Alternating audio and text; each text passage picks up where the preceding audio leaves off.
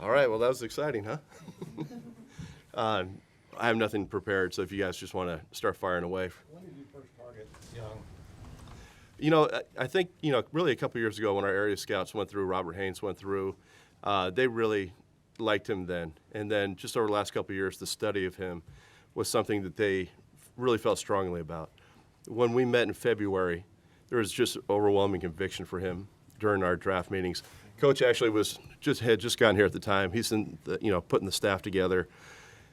He came in. He was a part of that. He heard it because we wanted him to hear how strongly these guys feel about him and what they know about him, kind of set the table for him so he can go do his evaluation with the staff.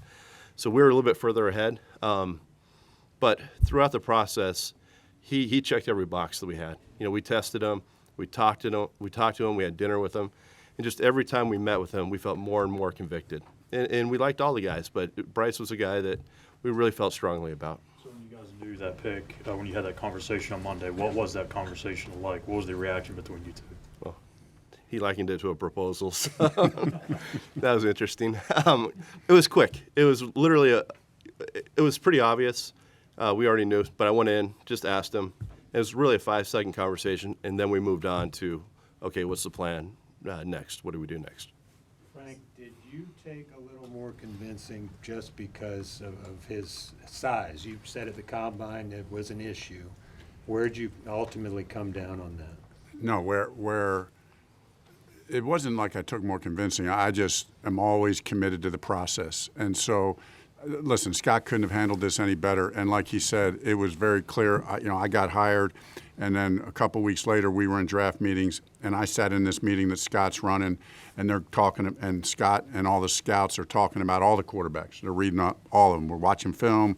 Scouts are talking about them, and basically Scott proposes a question at the end of that meeting, like, hey, if we trade up, where's our conviction? And it was unanimous with every guy in that room, starting from Scott on down, that Bryce was a guy. That was great for me to hear.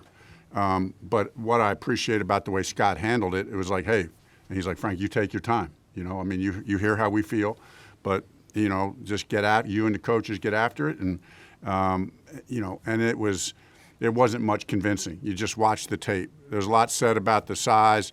At the end of the day, there's a lot of factors that go into it, but we're coaches, we're scouts. We watch the tape. And when you watch the tape, Bryce Young's the best player. Scott, during the presentation out there, you had mentioned that you guys liked all 3 quarterbacks. We've talked about all 4. I think it was all 4. I think I said all the quarterbacks. I don't know if that was heard wrong. But that was, yeah, it'd be all 4.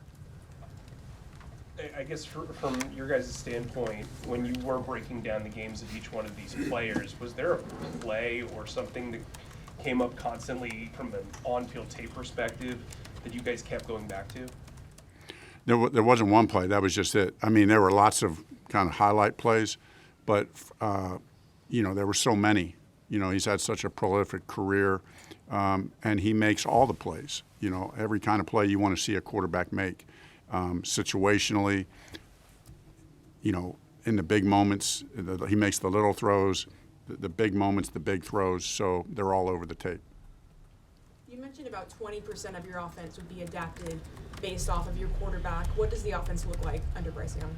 Yeah, great question, and we've been talking about that really for a couple weeks as a coaching staff.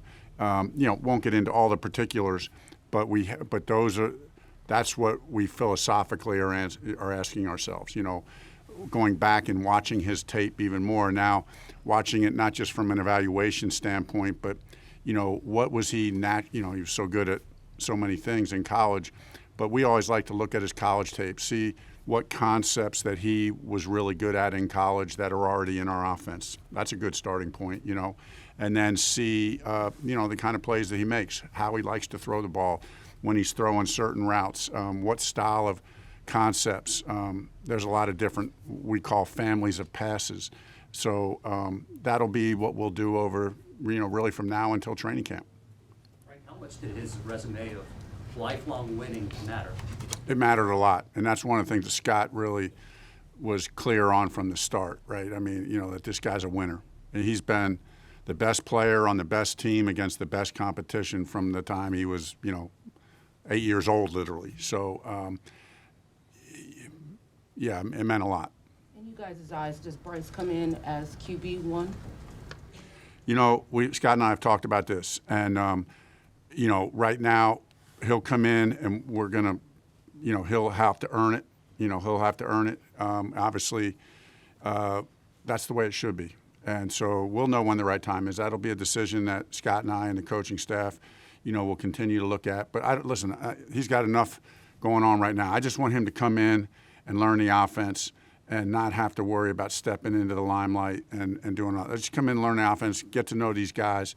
When we step out on the field the first time, you know, he'll be in that number 2 spot, and then we'll just progress from there at the right time. We'll know when that time is. How big a role did his S2 score play, where he was almost historically high on it in the 98th percentile? Yeah, the one thing about the S2 score, I think people have made a big deal about that this year. It's just one small piece of the puzzle. It comes back to the tape. It comes back to the meetings with us.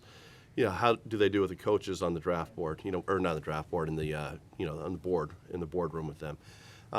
That's what really matters. But it's just a small piece.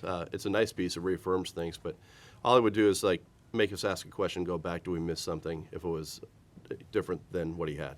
Was there a moment, Frank was asked this, but was there a moment for you, Scott, in one of those meetings or watching one of the tapes where you were just like, okay?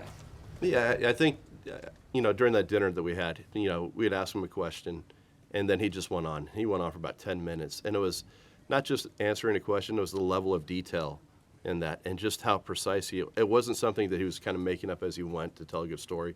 You can tell he actually did this, and this is part of his process, and he's unique that way, and that's kind of what stood out. Remember what the question was?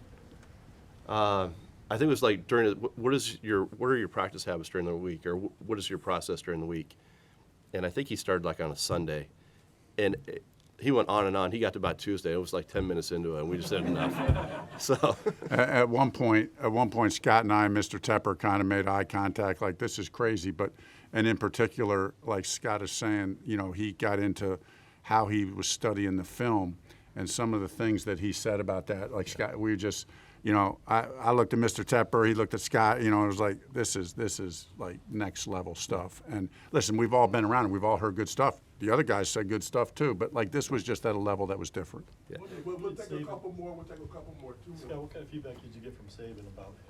You know, we actually we had the opportunity to sit with him, and it was Coach and Mr. Tepper and Nicole and Josh, and it was his conviction on him. He couldn't say a bad thing. We challenged him, and he was just so positive about him and his process, and you could tell he really believes in him. And I think that was a great meeting, and we appreciate his time because that really helped in this process. Hey, Scott, when did you inform Bryce that you had made the decision, and what was his reaction? And how did that go down? He first found out when Mr. Tepper got on the phone and told him. We didn't tell him beforehand. We didn't tell the agent. We kind of kept it a mystery. I mean, it was out there, you know, publicly quite a bit, but until you actually make that call, you know, that was the first time he heard from us. And what was his reaction? You'd have to ask Mr. Tepper. I'm sure he's excited. You want to know? Yeah. So I got on the phone and I said, I saw Bryce at the Super Bowl. You see a bunch of these guys at parties and such.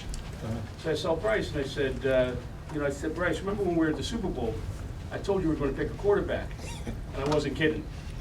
And I said, you want to trade in some sweet home Alabama for some sweet Carolina?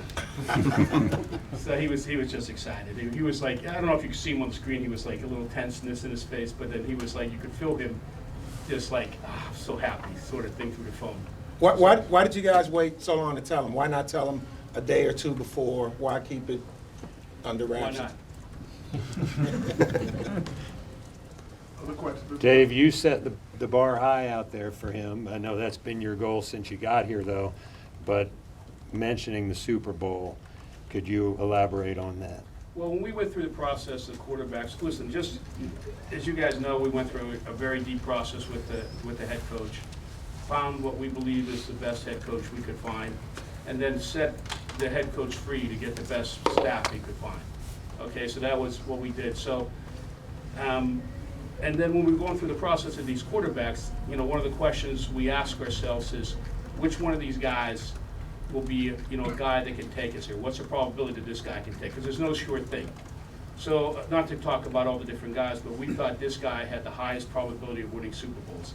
And I think for myself, and I don't want to speak for Frank, and I think he feels, and Scott, we feel the same way. Listen, you want to win Super Bowls. And you know, there's no sure thing here, but it's a probability sort. And we thought this guy has the best probability of winning us Super Bowls. You know, the way he throws the ball, the way he's a point guard, how you can use the different players in the field, how you might not have to have as many elite receivers because he's a point guard, right? So he distributes the ball to people with routes. So you can save some money there. You know, we believe we can save money other places because of him and put that money into the defensive side of the ball. So it's like, this is a guy that when you talk about here for us, for this Carolina Panther team, from, from the time, I guess, Matt Rowland, talk about the process we went through. Defense, first, get the defense set. With Scott, get the offensive line, okay? This year with Frank, we wanted, and we got in free agency the different pieces we needed for wide receivers. We think we have some great route runners in Thielen and Hayden and, other people here, and so that's somewhat intentional, thinking about what we'll need if we have the point guard, okay? And then, with Scott, he has other people in this draft he's gonna be thinking about, so. Dave, So it's a process. Dave, was this the most you've been involved in the process of draft up to the pick? Listen, I just set the process, these guys do the work. So that's, it's, look, I mean, you guys have to understand, we were here a year and a half trying to figure out, I didn't know what the heck, I was on the business side. And so, for the first year and a half, I was trying to figure out what was going on, and then COVID hit. And so we're out of the building for 2.5 more years, and then we're in the building, have a better chance last year to see what was going on, what was right, wrong, and different. And so, we just and with Scott now, together.